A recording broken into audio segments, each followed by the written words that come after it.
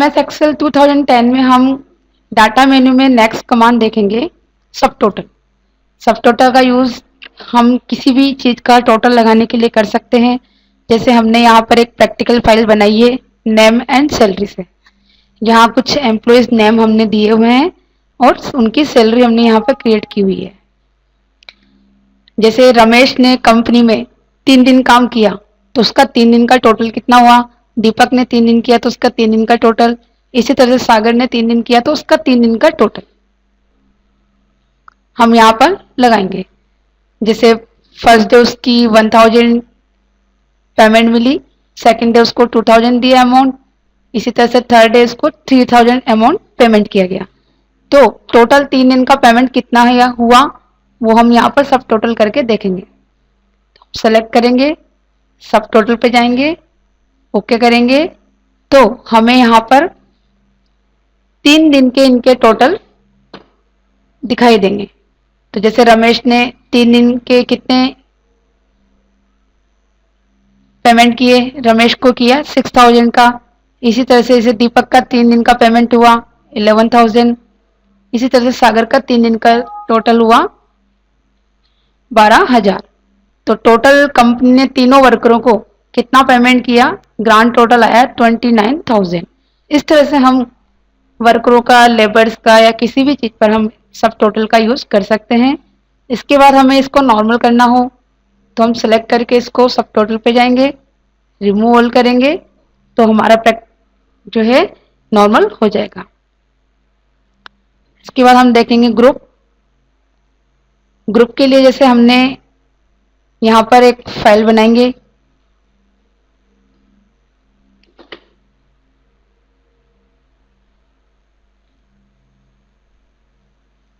कुछ हम न्यूमेरिकल्स यहाँ पर टाइप करेंगे।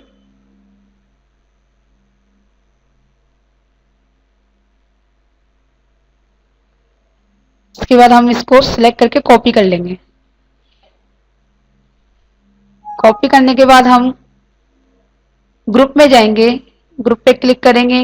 ग्रुप हम किस में करना चाहते हैं, रो में या कॉलम में। जैसे हमें रो में करना है तो रो को सिलेक्ट करके ओके करेंगे। ओके करते ही हमें लेफ्ट साइड में यहाँ पर एक आउटलाइन, ऑटो आउटलाइन दिखाई देगी। हमें जैसे हमारी प्रैक्टिकल शीट दिखाई दे रही है 1 से लेके हमने 27 तक यहाँ पर डाटा टाइप किया हुआ है। अब जैसे हम शीट को ब्लैंक देखना चाहें इसके डाउन में तो हम माउस से घुमा के इस तरह से हमारी शीट को हम देखेंगे। लेकिन जैसे हम चाहते हैं कि जस्ट हम यहाँ क्लिक करते ही डायरेक्टली 29 नंबर पे पहुंच जाए तो हम यहाँ पर इस ऑटो आउटलाइन पे क्लिक करेंगे, सीधे हमें यहाँ पर 29 नंबर से हमारी शीट स्टार्ट दिखाई देगी। हमें वापस प्रैक्टिकल फाइल पे जाना है तो हम प्लस वाले सिंबल पे क्लिक करेंगे तो वापस हमें यहाँ पर 1 नंबर से 27 तक की हमें फाइल दिखाई देगी। इसी तरह से हम कॉलम में भी इसको ग्रुप कर सकते हैं।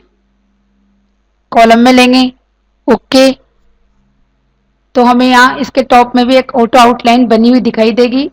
जैसे हम यहाँ ए से लेके एफ कॉलम तक हमने वर्क कर रखा है। हमें इसके आगे के कॉलम डायरेक्टली यहाँ पर दिखाई दे रहे हैं, लेकिन जैसे हमने मान लीजिए फाइल बहुत आगे तक बनाई हुई है तो उसके लिए हमें घुमा घुमा के स्केल से फाइल को देखना पड़ेगा। तो हम डायरेक्टली आगे की फाइल देखने के लिए माइनस के सिंबल पे क्लिक करेंगे तो हमें जी से लेके आगे तक की जितनी ब्लैंक फाइल है यहाँ पर दिखाई देगी। वापस हम प्लस के सिंबल पे क्लिक करके फाइल पे आ जाएंगे।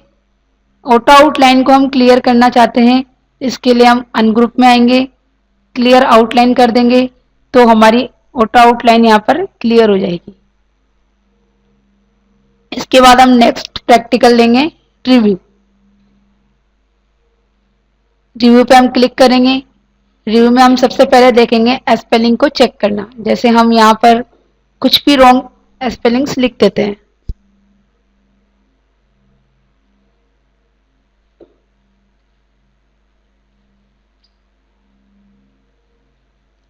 जैसे हमने लिखा है this are a table, computer की स्पेलिंग हम रॉन्ग कर दी। स्टूडेंट,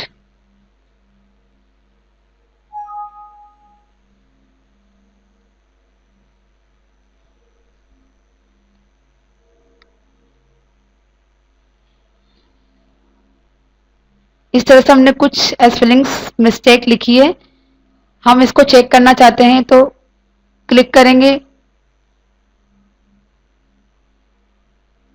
सिलेक्ट करके हम स्पेलिंग में जाएंगे। यहाँ पर सबसे पहले हमें दिखा रहा है ये स्पेलिंग में कंप्यूटर हमने रॉन्ग लिखा हुआ है, नीचे हमें सजेशन दे रहा है यहाँ पर कंप्यूटर, तो ये सही स्पेलिंग है इसलिए हम इसको चेंज करेंगे। फिर सेकंड स्टार्ट करके दिया है यहाँ पर स्टूडेंट, स्टूडेंट की स्पेलिंग भी हमने गलत लिखी हुई है, तो यहाँ पर करेक्शन करने के लिए स्टूडेंट को सेलेक्ट करके चेंज करेंगे।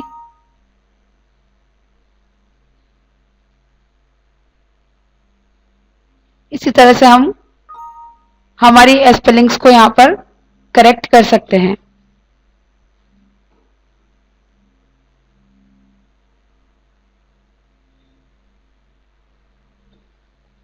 नेक्स्ट हम लेंगे इसमें थीसर्स। थीसर्स होता है किसी भी वर्ड्स का हम पर्यायवाची देखना चाहते हैं तो थीसर्स पे क्लिक करेंगे और सर्च फॉर में हम वर्ड्स का नाम लिखेंगे जिसका हम पर्यायवाची देखना चाहते हैं। जैसे हमने लिखा है यहाँ पर क्लास, सर्च पे क्लिक करेंगे तो हमें क्लास से रिलेटेड जितने भी पर्यायवाची वर्ड्स है उसकी लिस्ट यहाँ पर ओपन हो जाएगी।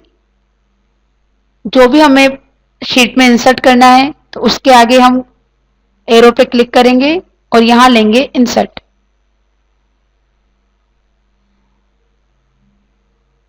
इस तरह से हम पर्यायवाची यहां पर देख सकते हैं। जैसे हमें स्टूडेंट के पर्यायवाची देखने हैं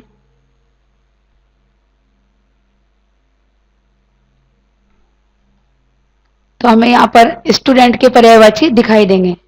इसमें से भी जो भी हमें बाहर लेना है शीट पे, इसके एरो पे क्लिक करके हम इंसर्ट कर लेंगे।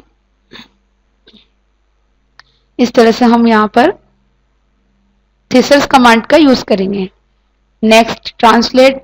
ट्रांसलेट का यूज ऑनलाइन होता है इंटरनेट पर, हम हिंदी से इंग्लिश लैंग्वेज का ट्रांसलेशन कर सकते हैं। नेक्स्ट हम देखेंगे न्यू कमेंट्स। इसके लिए हम आपको नेक्स्ट अगले टॉपिक में बताएंगे। धन्यवाद।